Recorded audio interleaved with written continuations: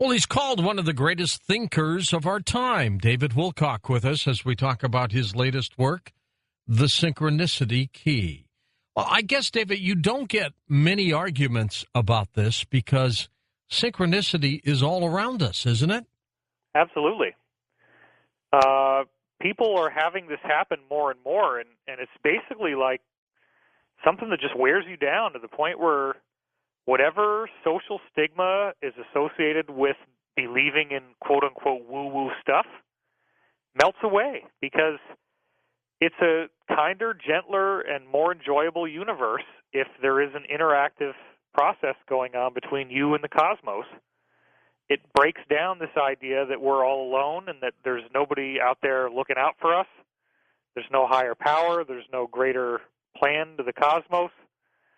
And I have found that I'm much more inspired and much more motivated in my life as a result of having had so many hundreds of incredible synchronicity experiences over the years. Which is the one that you will always remember? Well, there are many that were very poignant, but in some ways, the ones that happened to me when I was still first getting started and I really was kind of new to this have a very strong place in my heart. And there's one that I talk about in the book that probably was the number one in the early years. I had gotten sober. I came back from college after the first semester where I'd just gotten clean only a few months ago. And then I saw my old drug buddies. And they were still active, as it's called in the program. They're still using, right? And they tell you in the meetings, people, places, and things. You don't want to be around the people, the places, or the things that you knew before. And I said, that doesn't apply to me. These are my friends. What could happen? You can almost hear the storm clouds rolling in at this point, right? So I go over there and I start telling them, I got sober as a result of all these crazy, weird coincidences that have been happening to me. And, I've been talking to you guys about stuff like this all these years. And I've been writing my dreams down every morning, and they've been amazing. I've already had all these strange future prophecies come true. And I just gave them this big monologue, basically. And I'm the only one talking. And I just went on and on and on. And I've since learned you got to rein that stuff in. Only give people 10% of what you think you want to tell them, and then stop and wait, see what they say. But I did this huge monologue, and then when I got done, my friends just cut me down. I mean, they just said, you're going to die old, fat, and alone in a nursing home, drooling on your bib while the workers are just hungering for their next cigarette break and couldn't give a darn about you. I was like, wow, dude, And I finally got so upset by this that I said, look, I can't listen to this anymore. If you guys don't stop with this withering assault, I'm going to have to leave. And they just kept going and going and going. And I actually got up and walked out of the house, which for me, as a person who's non-confrontational, was very unusual. And I walked between their street and my street, and I'm standing there at the crossroads, and for some reason, I put my arms out to the sides in a classic sort of like religious pose, I guess, and I looked up at the sky and I said, you, whoever you are out there, I know you exist. I know that I'm not alone. I know that you've been guiding me, that these synchronicities are real, that these dreams you're telling me are for a reason. I believe you and I trust you, and I know you're out there. Whoever you are. Right. And as I said that in my mind, the exact area of the sky that I was looking at had a huge shooting star go by. A brilliant streak of light shot across the sky. And I felt this incredible surge of energy come up through my body from my feet up through the top of my head that was so intense that it felt like I literally turned a somersault in the air above my body. And I just completely lost it and burst into tears of ecstasy. And just the feeling of like looking at the sky, saying all this very meaningful stuff, and having that shooting star right at that moment, at the exact moment that I reached the conclusion of what I wanted to say. And there's been a number of events like this, and in the book I go through about 5 of them that are that heavy. They just don't stop, do they? They don't stop. I mean, it's like all the time. And I keep getting email from people describing events like this that are happening in their own lives that are just phenomenal. And there is a reason for this. You're not crazy. You're not having some experience that gets you locked up in a mental hospital. This is all happening for a reason. And unfortunately, for most people it's unfortunate that there have been planetary controllers who are manipulating us so that we think this way. And they are very pointedly steering the narrative away from any discussion that could lead to there being a higher power. They have very successfully manipulated our media and our environment, not you, George, but I'm talking about regular mainstream media. They've manipulated the media to say that if you are scientific, if you are smart, and if you have any real credibility, you don't believe in any of this stuff. And only people who believe in this stuff they smell bad and they don't shave. And, that's the prevailing paradigm. That's how they've steered the narrative. But here's the deal. All these people who are skeptics, secretly, they very much want to believe, but they also don't want to be ridiculed. And the fear of ridicule, the fear of having your ego torn down by others, the fear of that public humiliation is so often what keeps people stuck to the skepticism. The typical skeptic, and we all encounter them, especially in this field that you talk about on the air, George, the typical skeptic is a person who has built an identity around being intelligent. I want to talk about skeptics, David, with you and karma when we come right back on Coast to Coast AM. Back with David Wilcock. David, let's talk a little bit more about skepticism, which I think is healthy. Yeah. Where'd you go? David? Well, we're going to have to call him back, Gina. David has joined the ranks of the dearly departed. Let's hope he hasn't departed that much.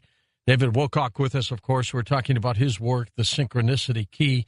And he is. He's called one of the greatest thinkers of all time. He really understands where he's going, what he's doing, and he's also got his own television show going with Gaiam TV as well. You got him? Here we go. Where'd you go? Sorry about that. I was trying to juggle a cordless phone and a corded phone. You dropped it, didn't you? And I dropped the phone. That's it. Maybe it was a synchronicity. Anyways, we were talking about skepticism, and I think it's healthy. What do you think? I like skepticism. I don't want people to take my word for it. That's the point. This book has got nearly 700 references in it. It's not fluff. But the thing is that what we needed, in my opinion, and I know you've backed me on this, George, for a long time, we need scientific verification so that the skeptics are actually satisfied if they're open-minded enough to actually hear what we have to say. True.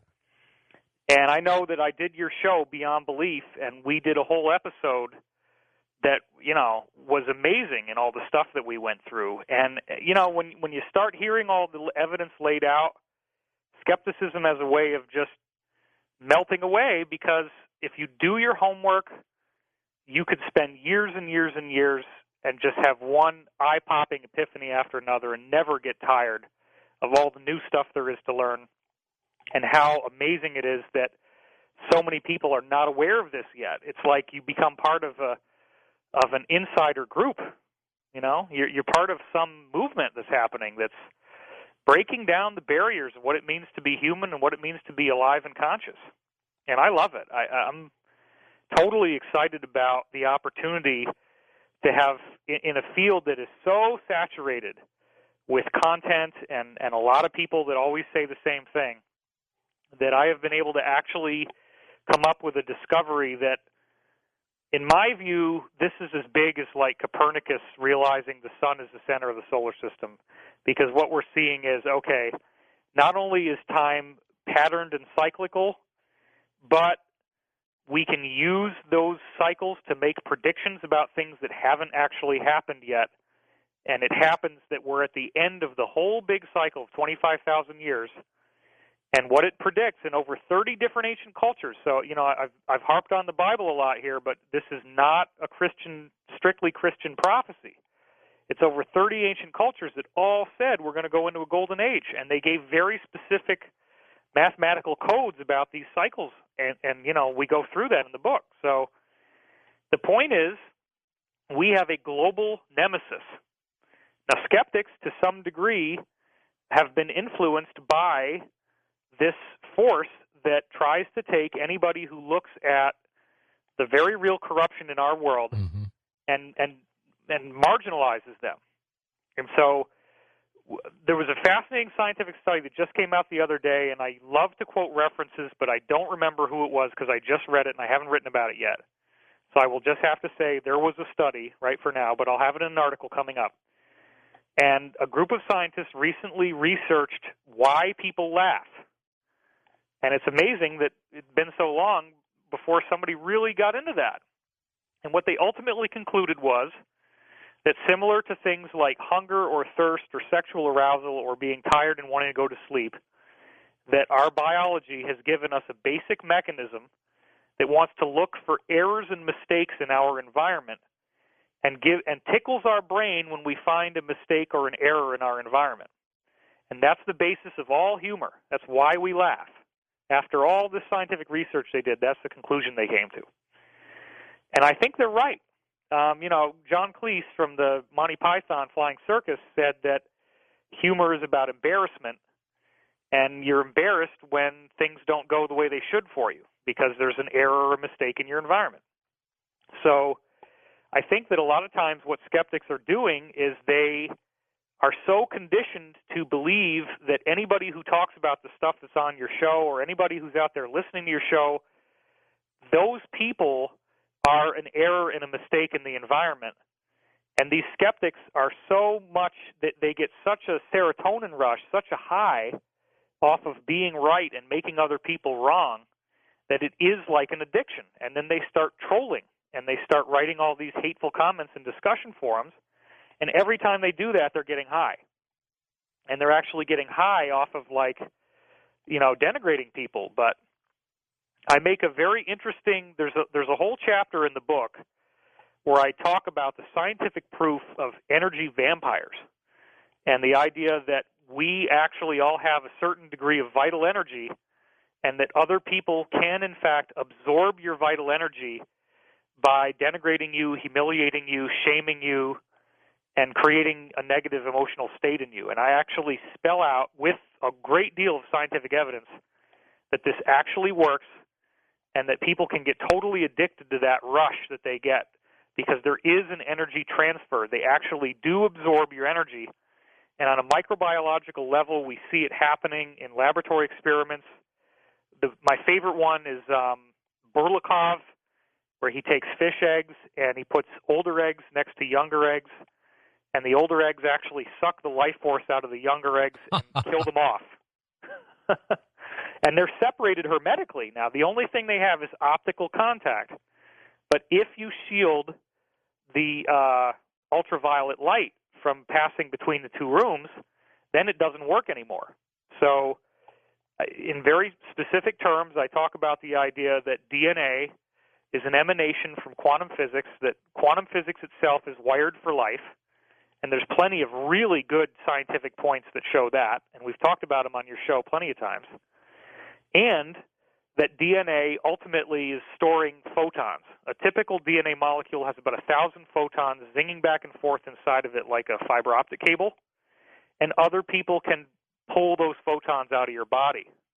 And when they do, even though it's kind of a bad way to get energy, they will feel more inspired, more alive. They might feel physically stronger. They might feel satisfied in a way that they wouldn't before. And they may not even know why. That's true. And we are constantly having these energetic handshakes with other people every time we think about somebody. Here's a weird thing. If you're a celebrity, and both you and I are to some degree, George, though certainly not to the degree of like people in the movies or whatever, but right. We're public figures. And when a lot of people focus on your photograph, an image of your face, they are actually sending you energy and stimulating your nervous system. And this was proven in which scientific experiments done by Dr. William Broad, where you sit two people in two adjacent rooms, or they could even be far apart, and one person is wired up to measure their electrical activity on their skin. You got another person who's watching them on a closed-circuit television. And you instruct the person to stare intensely at this other participant on the closed-circuit TV that's a hidden camera. They don't know it's there. During the time they're being stared at, and only the time that they're being stared at, about 59% of the time their immune system had a huge response. Now, 59% is way above chance, which would be 50. It's actually 18% higher. So that's very anomalous, and there's a bunch of studies like that have been done. So we do have hardcore scientific evidence that we are interconnected by consciousness. In fact, just living next door to another person, you will actually, it's been proven by the Institute of Heart Math, you will synchronize your breathing rate, you'll synchronize your heart rate, and you'll actually have similar brainwave activity. And the coolest part is that the person who has the most coherent bodily activity, meaning the person whose brain waves are the most sort of, you could say, high energy, that will win out over the lower energy. So the positive attitude and all that stuff actually does have a distinctly impressive effect on the environment around us. And the number one way to show that is the meditation effect. You get 7,000 people together in one room, they meditate, and scientific studies that were published in the Journal of Offender Rehabilitation, there's about 50 of them, of different levels of size of groups.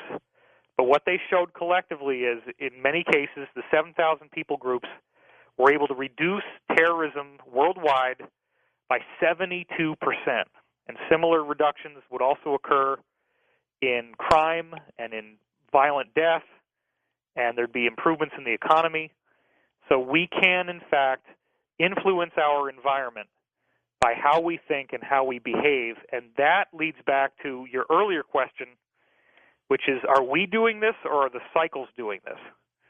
And I believe the meditation effect shows that we can change the timeline that we're on. I think so, too. The universe is adaptive and malleable. It's not like we're stuck on this thing where it says, oh, you know, you guys are on that part where you're going to have another world war. A lot of people are going to have to die. Sorry. It's not the way it is. We're actually, you mentioned karma, and karma is really the key here. I want to spend some time after the break, too, David, to talk about karma, because you know the old saying, what goes around comes around. That's right. I believe that, don't you? Absolutely. It's scientifically provable. The big question is, again, why? I think ultimately because we're all the same identity, and what we do to others, we're doing to ourselves. And there's a level of our being where we absolutely know that, and we will enforce it even to the point of destroying a physical body of our own incarnation if that's what we need to do to get the lesson. It can be heavy. The universe, you know, the universe is not playing around. The universe wants you to be loving, and if you're not loving, it will smash out whatever is not love. And that's what we see in these cycles. You know, the universe is giving us a class, and the class can be intense because we have more than one life to live. If you lose one body, you'll reincarnate and have another one. I have a whole chapter in the book on Jesus teaching reincarnation, tracing that lineage.